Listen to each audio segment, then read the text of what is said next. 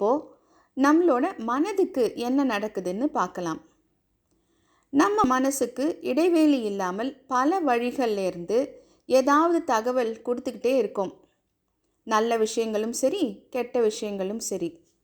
ஆனால் நமக்கு கிடைக்கிற தகவல்களில் எது நமக்கு தேவை, எது நமக்கு தேவையில்லை அப்படின்னு அனலைஸ் பண்ணுறதுக்கு நாம் நேரம் ஒதுக்கிறதே கிடையாது. அந்த நேரத்தை நாம் ஒதுக்கும்போது அது நம்ம மனநலத்துக்கு ரொம்ப நல்லது. தனிமையில் கொஞ்ச நேரம் இருங்க. உங்கள் மனதோட தொடர்பு கொள்ள தியானம் உதவும். உங்கள் வளர்ச்சிக்கு உதவுற எண்ணங்களையும் உங்களை வீழ்த்துற எண்ணங்களையும் பகுத்தறிய தியானம் உங்களுக்கு ரொம்பவும் உதவும். இதனால் உங்கள் மனம் தெளிவடையும். உங்கள் மனசுக்கு தொடர்ந்து தகவல்களை கொடுப்பதை நிறுத்துங்க. உங்கள் மனதை சற்று நேரம் அமைதிப்படுத்துங்கள்.